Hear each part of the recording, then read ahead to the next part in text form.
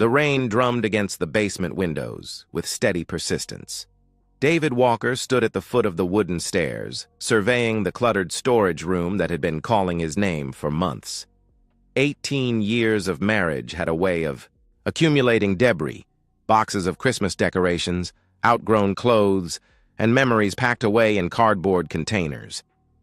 He rolled up his sleeves and got to work. Rachel was upstairs somewhere, probably on another marathon phone call with her sister Linda. The conversations had become more frequent lately, always ending abruptly when he entered the room. Emma was at volleyball practice, and Jake was buried in his room with video games.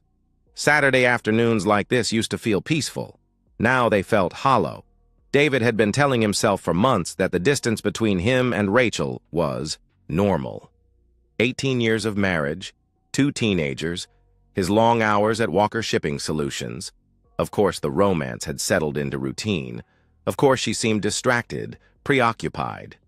That's what happened when you built a life together. But as he moved boxes and swept away cobwebs, David couldn't shake the feeling that something fundamental had shifted. Rachel's late-night phone calls, her new interest in yoga classes that somehow never left her more relaxed. The way she startled when he entered a room unexpectedly, quickly closing her laptop or sliding her phone face down. He was lifting a box of Rachel's old college textbooks when he noticed it. A slim leather journal wedged behind the container, pressed against the concrete wall like it was hiding.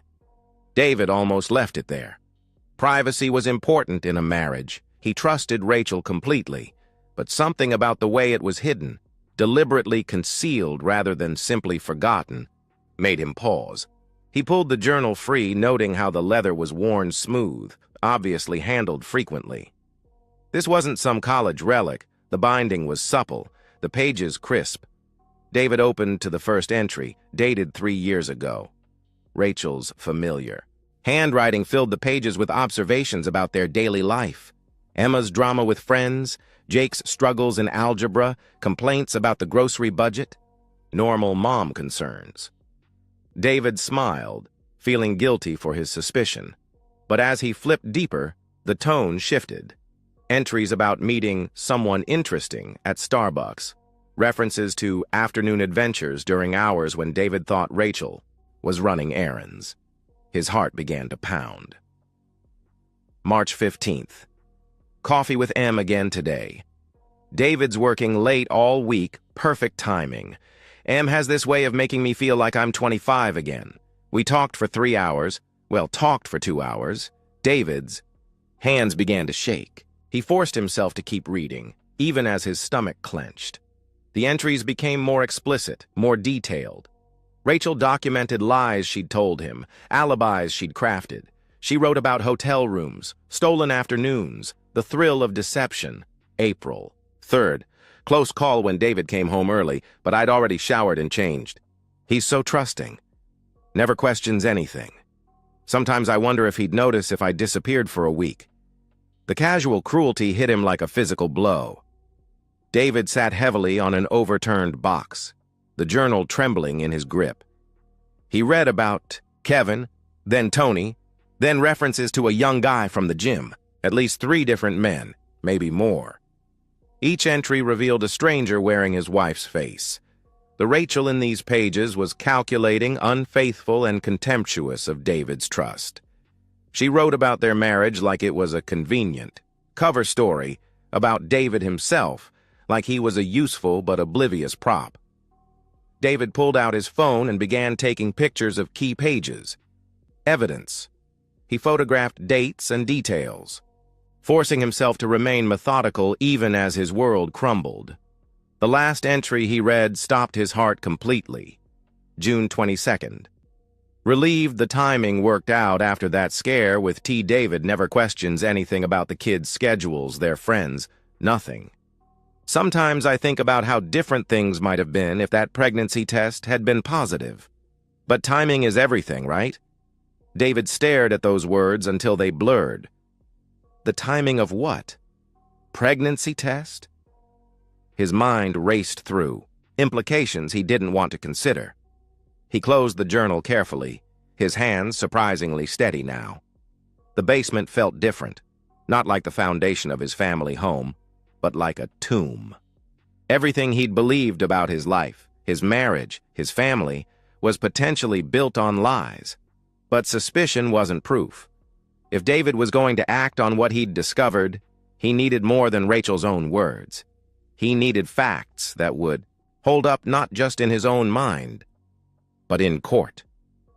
David stood up, slipping the journal back into its hiding place exactly as he'd found it. Upstairs, he could hear Rachel's voice, still talking to someone who may or may not have been her sister.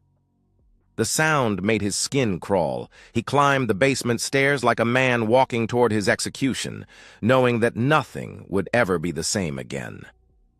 David became two people overnight. The first David went through the motions of his life.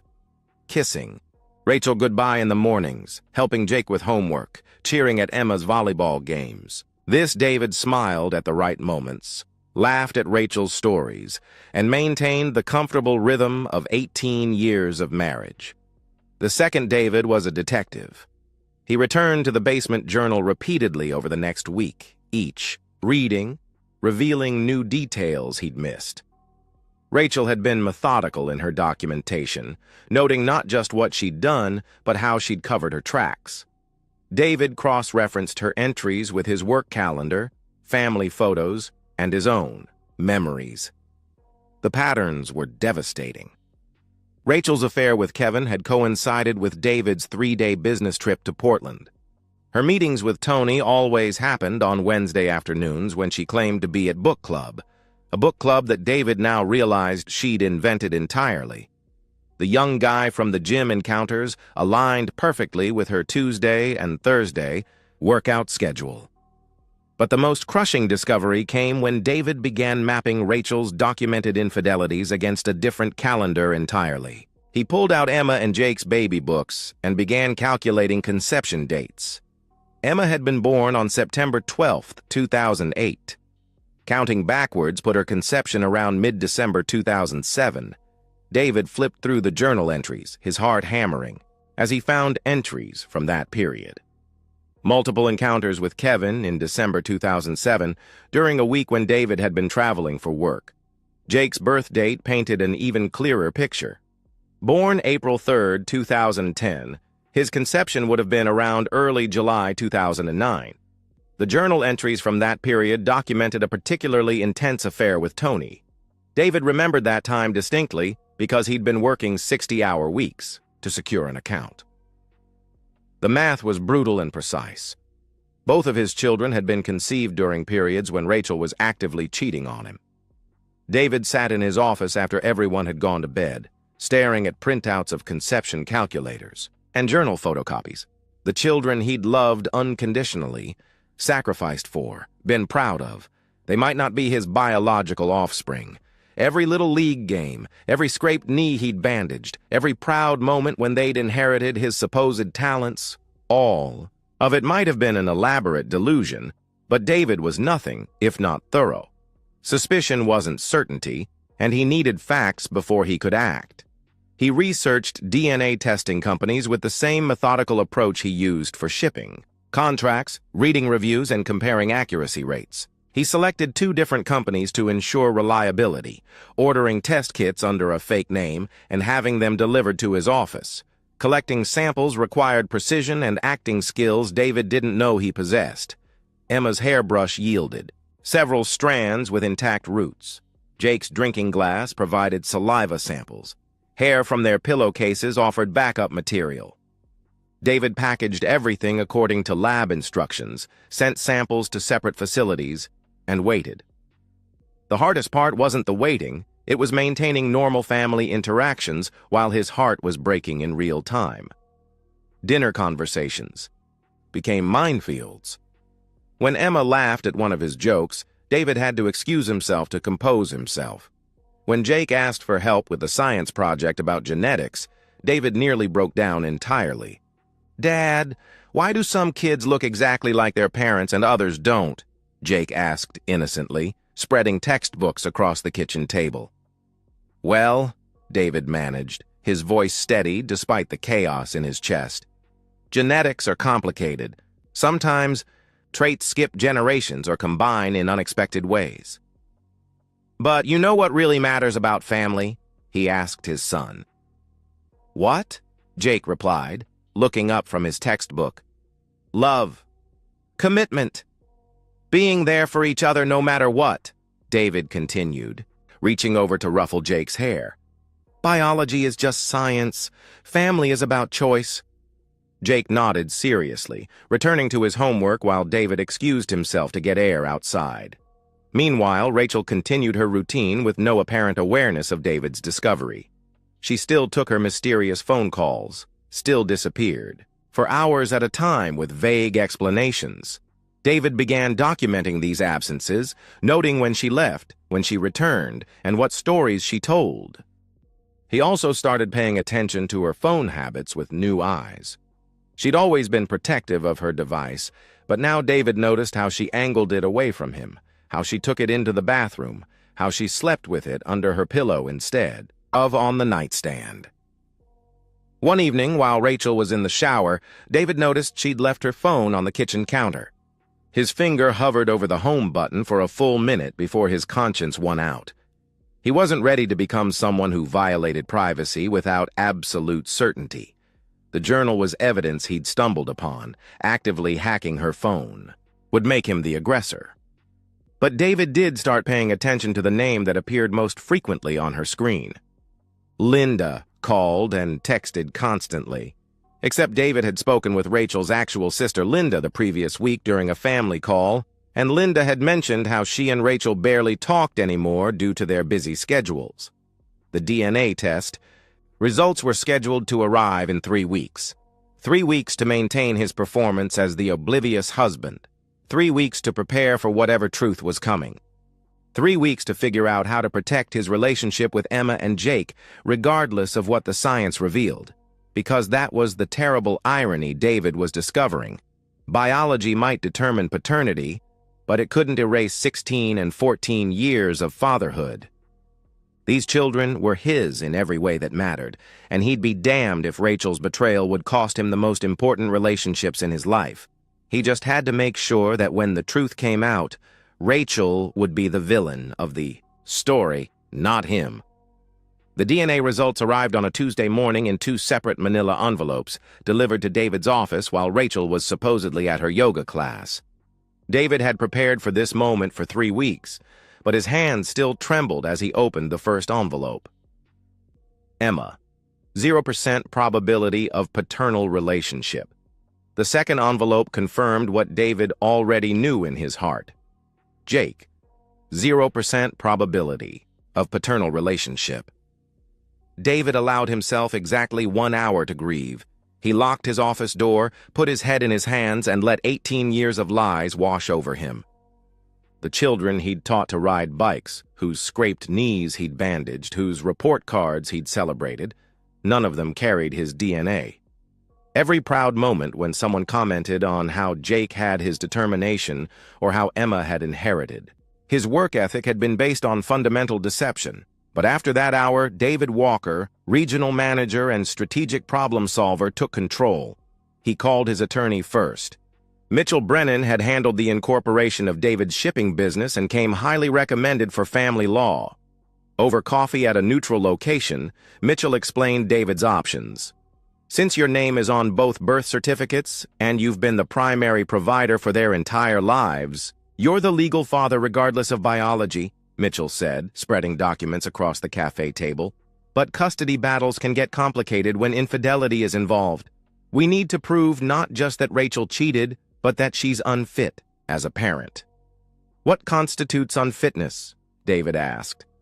Ongoing deception, emotional manipulation, putting the children at risk through her behavior. Do you have evidence of her current activities? Mitchell replied.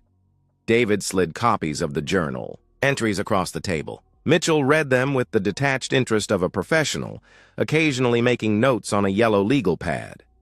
This is good, Mitchell said finally. Documented pattern of deception, multiple affairs, cavalier attitude toward the marriage, and children. But these entries are from several years ago. We need current evidence. David had anticipated this. For the past month, he'd been documenting Rachel's lies. Her claim to be at book club when no such club existed. Her yoga classes at times when the studio was closed. Her elaborate stories about helping friends when those friends were out of town.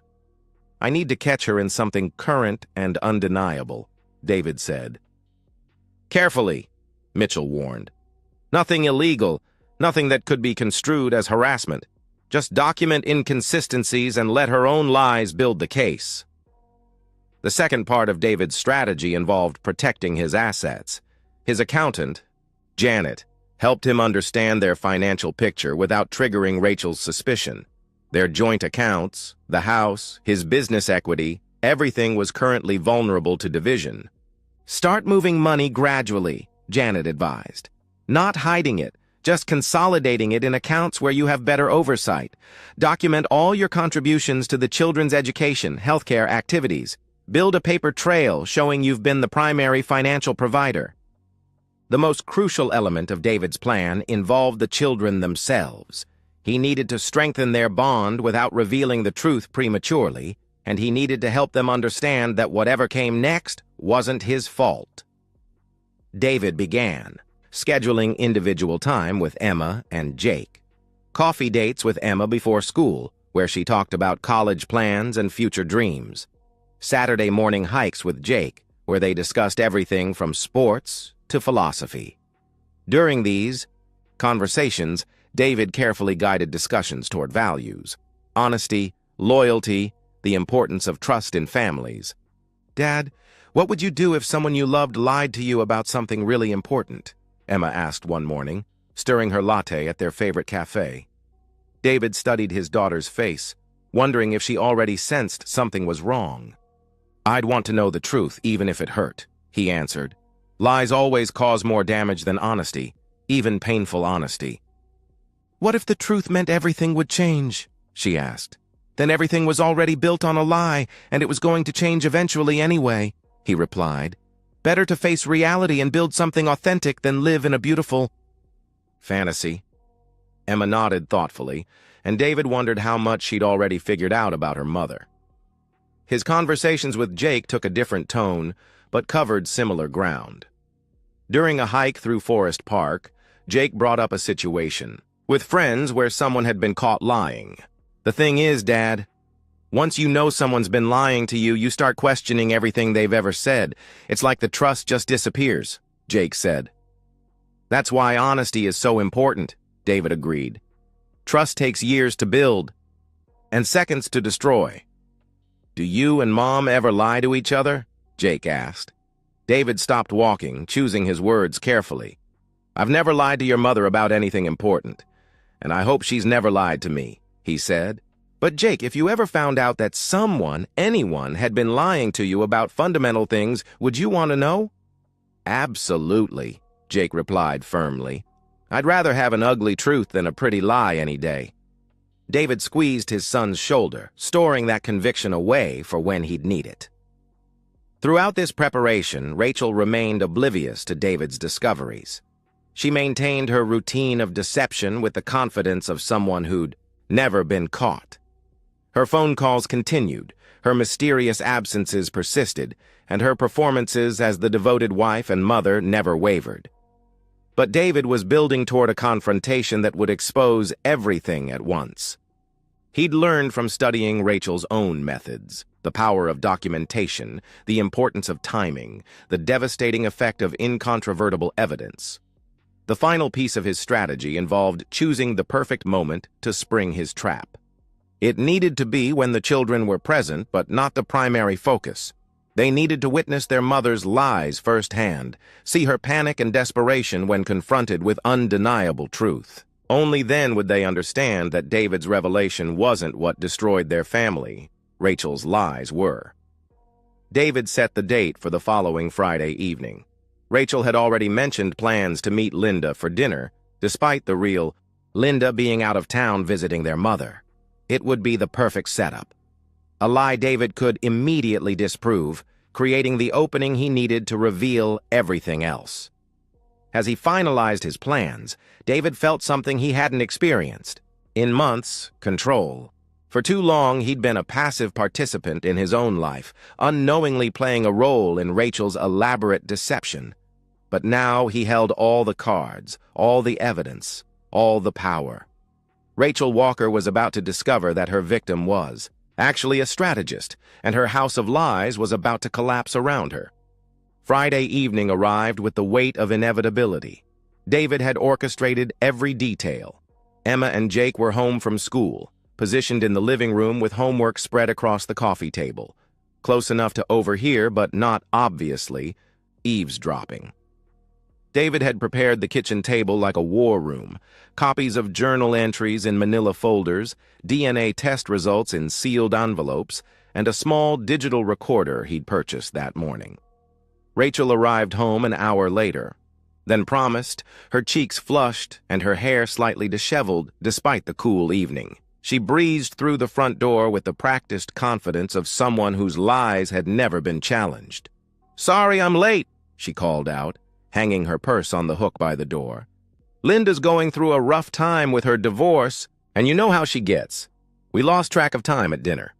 David watched from the kitchen doorway as Rachel smoothed her hair and checked her reflection in the hallway mirror. Such a small gesture, but it spoke to her vanity, her need to maintain appearances even in the safety of her own home.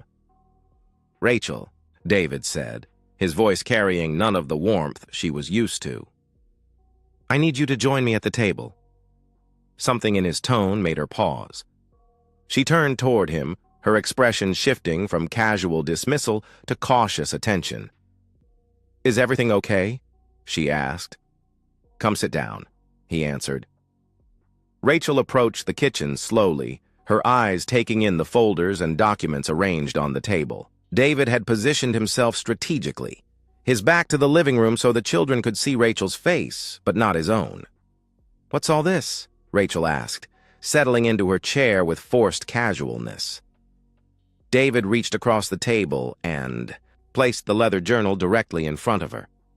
Rachel's face went completely white. Her mouth opened and closed soundlessly. "Is there anything you want to tell me?" David asked quietly. "I don't... What is that?" Rachel's voice was barely a whisper. "You tell me," he replied. "I found it in the basement storage room, hidden behind your college textbooks."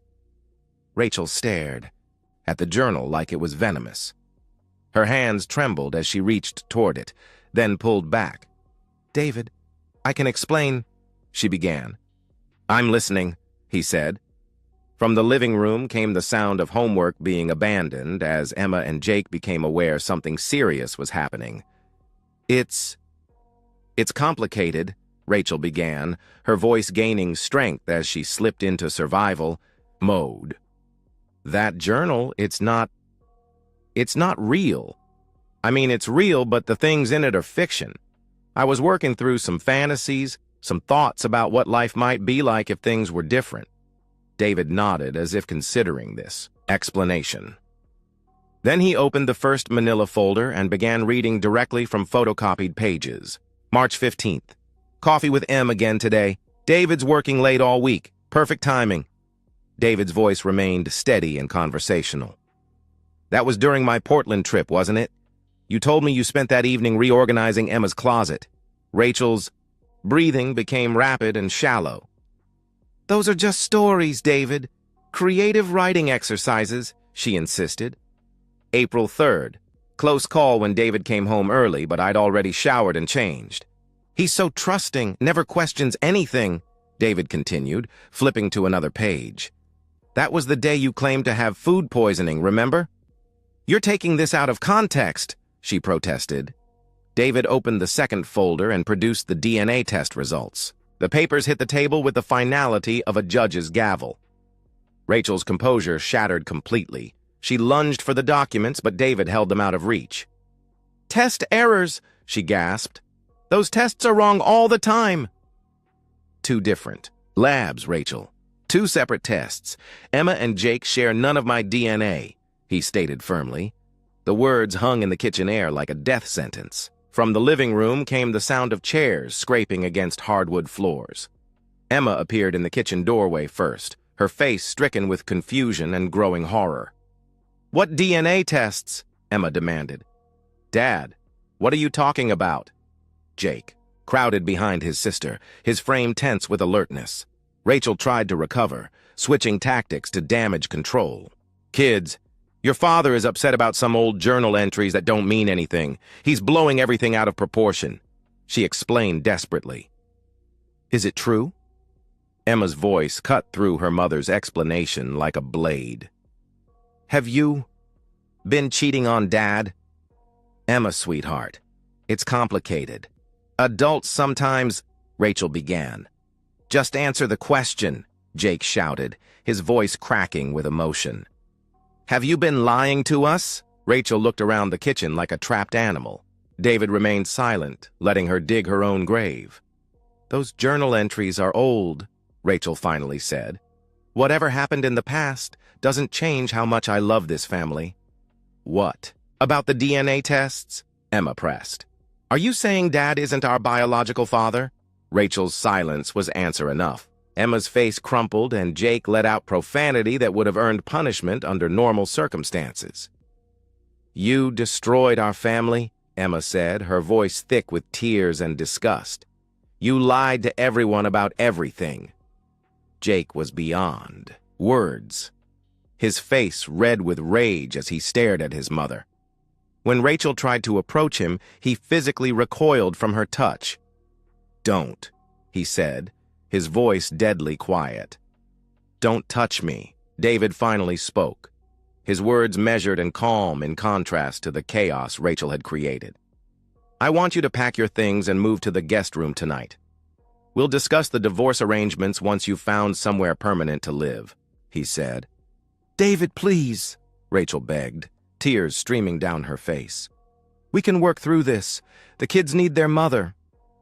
Emma looked at her with pure contempt. "I don't need someone who's been lying to me my entire life," she replied coldly. "I don't need someone who humiliated Dad while he was working to support us." Jake nodded in fierce agreement. "He's our real dad," he declared. "Biology doesn't matter. He's the one who raised us." Both children moved toward David, forming an unconscious protective barrier between him and Rachel. Rachel tried once more, to salvage something from the wreckage. "I made mistakes, but I never stopped loving you kids. I'm still your mother," she pleaded. "You're the woman who gave birth to us," Emma corrected. "But Dad is our real parent." As Rachel retreated upstairs to pack, Emma and Jake flanked David at the kitchen table, both reaching for him in the same moment. Their hug was fierce, desperate, and healing. "We choose you," Emma whispered. "Biology doesn't matter. You're our real dad." Jake nodded against David's shoulder. "She's the one who broke everything, not you," he said firmly. 6 months later, David Walker stood in his kitchen making Saturday morning pancakes, a ritual that had taken on new significance since becoming a single father. Emma set the table while Jake squeezed fresh orange juice, their movements synchronized, by months of practice. The divorce had been swift and brutal. Rachel's documented infidelity, combined with Emma and Jake's sworn testimony about her deception and their preference to live with David, left her with minimal assets and no custody. Rights, the house, remained theirs, along with most of the savings David had accumulated over 18 years of hard work. Rachel's new reality had become something of a local scandal. After losing the house and her family, she'd been forced to move back, in with her elderly parents, a humiliating regression from suburban wife and mother to middle-aged dependent daughter. Her attempts to contact the children had become increasingly desperate and inappropriate, leading to a no-contact order that Emma and Jake had requested themselves. The professional changes in David's life had been equally dramatic. His renewed focus and energy had led to a promotion to regional manager. His colleagues, who'd learned about the situation, had been uniformly supportive. David's relationship with Emma and Jake had evolved into something deeper than traditional father-child dynamics. They'd become a team, united by shared trauma and mutual respect. Emma had grown more mature, taking on household responsibilities without being asked. Jake had channeled his anger into academic achievement and sports. The journal that had started. Everything now lived in David's safe, not as a weapon, but as a reminder. Rachel's attempts to rebuild her life had been spectacularly unsuccessful. Her former friends distanced themselves, uncomfortable with the drama and unwilling to take sides in such a clear-cut case of betrayal. Rachel blamed David for turning the children against her and destroying the family with his vindictive behavior. This deflection would have infuriated him months ago, but now it simply confirmed what he'd always suspected. Rachel was fundamentally incapable of accepting responsibility for her actions.